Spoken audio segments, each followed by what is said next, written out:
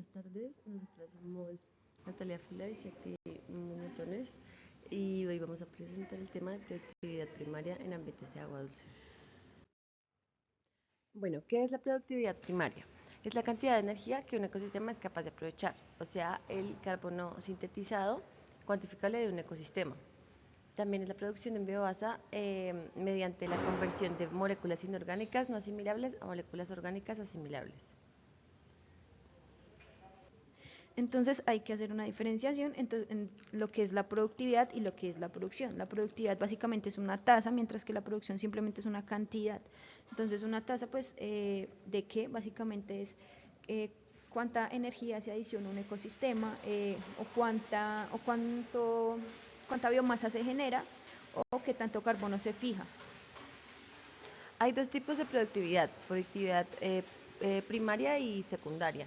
Y pues en la que vamos a hablar es de la primaria, de la cual también hay dos tipos, que es la productividad primaria neta y la productividad primaria bruta.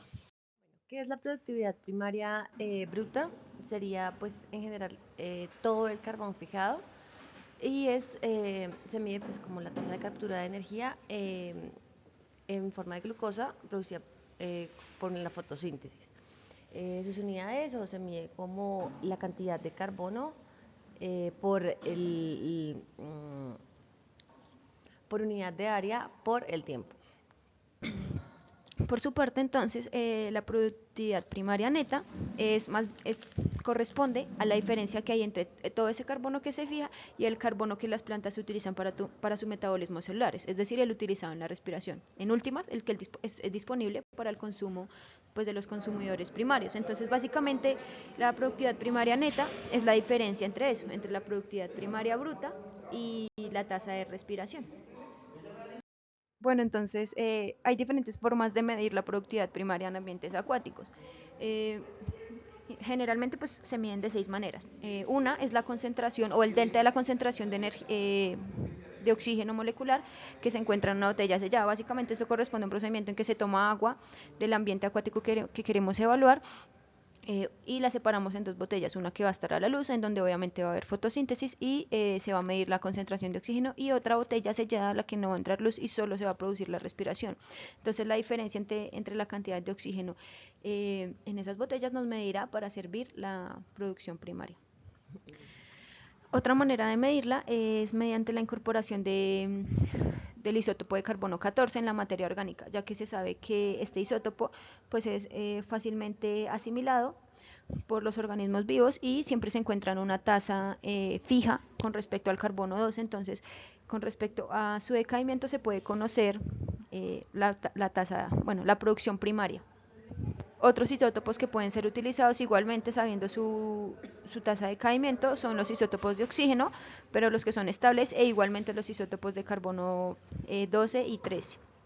Además, podemos utilizar la relación que existe entre el oxígeno y el argón, ya que sabemos que por lo general se presentan presiones parciales fijas en la atmósfera y en los ambientes de estos dos componentes. Entonces, la variabilidad estar en la relación entre estos dos gases nos permite pedir la productividad primaria. Y finalmente, con respecto a otro método utilizado, podemos utilizar la cinética de fluorescencia, que básicamente lo que nos mide es la concentración de diferentes moléculas en el ecosistema.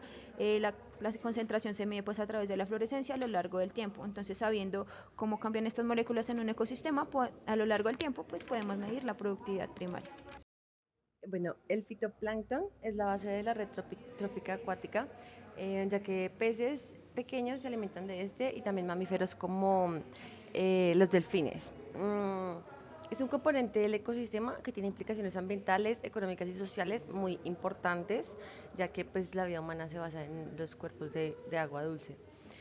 Su crecimiento depende de la disponibilidad de recursos, incluidos nutrientes, luz, temperatura, pues hidrodinámica. La medición de estos, de la productividad primaria, puede ser un indicador de alerta temprana a, a una presión generada a la red trófica. También la producción de fitoplancton en agua dulce es en mayoría de ocasiones mayor que en el mar y es muy importante en el ciclo de nutrientes. Bueno, acá tenemos una imagen que compara los ecosistemas lénticos con los ecosistemas lóticos y pues estas características, por ejemplo, del ecosistema léntico, que son aguas estancadas, resistencia a la sequía y la profundidad, en comparación de las aguas en movimiento que se evaporan fácilmente, pues tienen como consecuencias en la fijación del carbono. Por ejemplo, en ecosistemas lénticos existe una mayor productividad primaria, dado que el agua está estancada y la penetración de luz es comparativamente mayor que en la del léntico. Em, el fitoplancton mostró una variedad de relaciones entre la riqueza de especies y la productividad primaria pelágica. Bueno, ya que el principal impulsor de la producción es la disponibilidad de luz, en ecosistemas lóticos, esta es como la mayor como dificultad que hay para esta producción. Estos ecosistemas se consideran como ecosistemas abiertos en los que la energía como que tiene un escape por lo que están en constante movimiento y se consideran ecosistemas fuertemente heterótrofos. Sin embargo, se ha como menospreciado la capacidad que tienen de fijación de carbono, ya que la mayoría de estudios se había llevado como a cabo en ecosistemas templados y no se habían estudiado como los ríos o sí, los cuerpos de agua en movimiento grandes de ecosistemas tropicales, en los cuales pues sí existe como una gran fijación, una gran productividad primaria, más sin embargo eh, como la dificultad de los organismos para obtener luz, pues entonces generan que haya una menor producción. Bueno, las densidades más altas de fitoplancton en los ríos tropicales ocurren durante los periodos de aguas bajas, ya que pues hay una mayor posibilidad de la entrada de luz. Y sin embargo, pues estos ecosistemas no nos permiten no son un buen hábitat para macrófitos, ya que tienen como demasiados sedimentos como circulando y también pues materia orgánica también que es arrastrada. Hay también factores humanos que afectan a estos ecosistemas, ya que una de las cosas que más como que detiene el crecimiento o la producción de fijación de carbono son como los desperdicios o pues bueno las aguas residuales que llegan a ecosistemas lóticos eh, debido a las actividades humanas. Bueno, entonces ya para finalizar tenemos un estudio en el que se evalúa la relación entre productividad primaria y diversidad en diversos lagos que se realizó en la revista Ecology en el año 2000 y pues se evalúan lagos de diferente tamaño y cómo es su diversidad y productividad a lo largo del tiempo.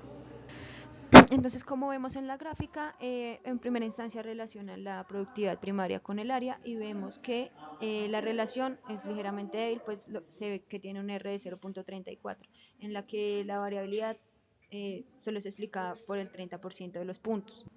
Eso es lo que podemos observar en la gráfica, pues los puntos están muy dispersos. Por otro lado, entonces, lo que observamos es que en esta gráfica podemos ver que en cambio la productividad primaria se relaciona muy bien con la riqueza de especies. Acá vemos la riqueza de especies tanto de fitoplancton como de macrófitas y vemos que pues la relación mejora un poco con respecto a la anterior. Se ve una curva un poco cóncava, lo que nos dice que a niveles intermedios de productividad se presenta mayor riqueza de especies. Es un modelo que se conoce como campana de humo. Finalmente, lo que vemos acá es que cuando se encuentran lagos muy grandes, ellos denominan como de 10.000 hectáreas, se ve que se presenta una relación entre la productividad y la riqueza de especies con una relación cuadrática en la que se presentan curvas cóncavas hacia abajo, es decir, que en puntos intermedios de productividad primaria se ve un decaimiento en la riqueza de especies, esto para lagos grandes. Sin embargo, cuando se presentan lagos pequeños, es decir, menores a 10.000 hectáreas, se observa que en puntos intermedios de productividad primaria la riqueza aumenta. Entonces, ellos básicamente dicen que la relación que hay entre la productividad y la riqueza de las especies es dependiente del área del lago, aun cuando ya habíamos visto previamente que la relación que había entre el área y la productividad era débil. Entonces, ya para finalizar, algunas conclusiones. Tenemos entonces que las algas o el fitoplancton en los ecosistemas acuáticos de agua dulce son las principales encargadas de la producción primaria. Por otro lado, como vimos, también hay diversas maneras de medir la productividad primaria en este tipo de ecosistemas.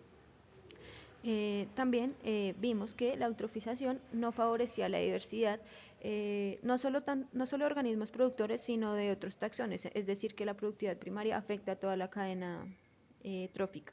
Y finalmente, podemos también concluir que el tamaño del ecosistema es relevante entre la relación que hay entre productividad primaria y diversidad, pero no está necesariamente correlacionado con la productividad primaria.